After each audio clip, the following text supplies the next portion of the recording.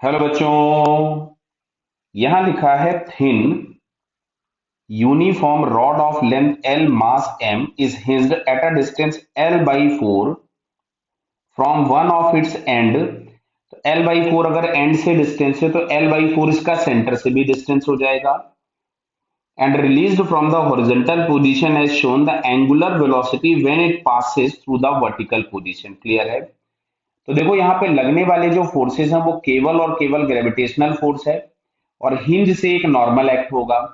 तो नॉर्मल जो एक्ट हो रहा होगा उसका कोई डिस्प्लेसमेंट नहीं है तो कोई वर्क डन नहीं होगा। तो वर्क करने वाला एक अकेला फोर्स है mg। तो केवल और केवल अगर mg एक्ट होगा तो सिस्टम की टोटल एनर्जी कंजर्व होगी।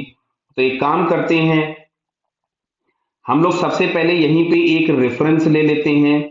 तो रेफरेंस हम लोगों को क्यों लेना पड़ा? क्योंकि हम लोगों ने पढ़ा हुआ है कि अगर कभी भी किसी भी ऑब्जेक्ट का सेंटर ऑफ मास का हाइट अगर चेंज हो रहा होगा तो हमको ग्रेविटेशनल पोटेंशियल एनर्जी के लिए एक रेफरेंस लेना पड़ेगा।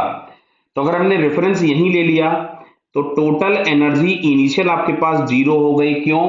बिकॉज इसको हमने रिलीज किया है तो इसका ओमेगा जीरो है, वेलोसिटी जीरो है, सो काइनेटिक एनर्जी जीरो हो गई। सेंटर ऑफ मास जो हमको वो इसी रेफरेंस लाइन पे दिख रहा है तो इसकी पोटेंशियल एनर्जी भी जीरो हो गई।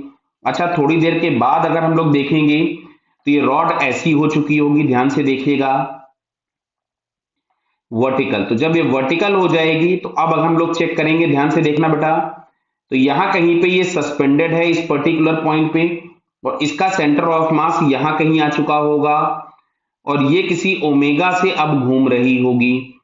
बराबर है? तो सेंटर ऑफ मास यहां से L/4 नीचे आ चुका है। क्यों? क्योंकि किसी भी एंड वाले पॉइंट से सेंटर ऑफ मास का डिस्टेंस L/2 होता और ये डिस्टेंस अगर L/4 दिया है तो जो बचा हुआ डिस्टेंस हम लोगों के पास ये वाला होगा। ये डिस्टेंस सेंटर ऑफ मास और हिंज पॉइंट का ये L/4 हो जाएगा। क्लियर है? बताइए। तो अब अगर हम लोग देखें फाइनल एनर्जी, तो टोटल एनर्जी फाइनल के नाम पे हमारे पास आएगा half I omega square plus M G H. अच्छा, एच के नाम पे माइनस L/4 लिखूंगा मैं। क्यों? क्योंकि रेफरेंस से सेंटर ऑफ मास जितना ऊपर होगा उतनी हाइट प्लस, रेफरेंस से जितना नीचे होगा उतनी हाइट माइनस। अब बात आती है इसका मोमेंट ऑफ इनर्शिया निकालने की। तो यहां से हम लोग लिखेंगे I is equals to ICM plus MH²। तो ICM तो हो गया ml²/12 plus m into H और h दिया था L/4 का होल स्क्वायर। क्लियर? तो इसको अगर हम लोग सॉल्व करें तो यहां से हम लोगों के पास देखिए उधर आएगा 16 और इधर है 12, तो 48 एलसीएम ले लिया तो 4ml² प्लस यहां से मिलेगा 3ml²। मतलब फाइनली जो आई हम लोगों के पास आ रहा है दैट इज 7ml²/48। क्लियर? तो चलिए, अब ये इनिशियल एनर्जी और फाइनल एनर्जीज को हमको इक्वेट करना है क्योंकि हम बात कर चुके हैं कि एक्टिंग फोर्स केवल ग्रेविटेशनल है और ग्रेविटेशनल फोर्स के इन्फ्लुएंस में मोशन यदि होगा तो टोटल एनर्जी कंजर्व रहेगी। तो total energy initial is equals to total energy final और आई हम लोगों को मिल चुका था 7ml²/48 बराबर है हाफ आई ओमेगा स्क्वायर और ये हो जाएगा माइनस mg/L/4। क्लियर? तो देखो इसको मैं इधर ले आता हूं तो ये आ रहा है आपके पास mg/L/4 is equals to 1/2 7ml²/48 into omega square.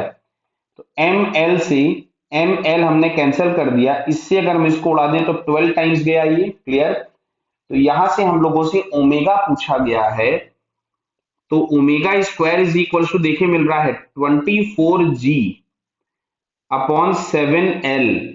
तो 24 रूट के अंदर दिया है या इसको 4 into 6 लिख दिया है, तो देखिए इसको 4 into 6 लिख दिया।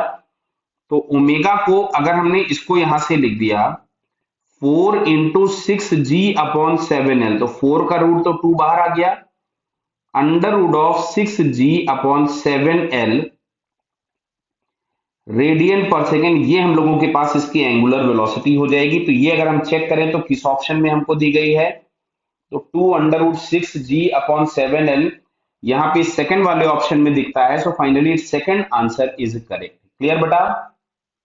बराबर समझ में आ रहा है ना? सभी को सेकंड ऑप्शन में दिख रहा है। Okay, all the best.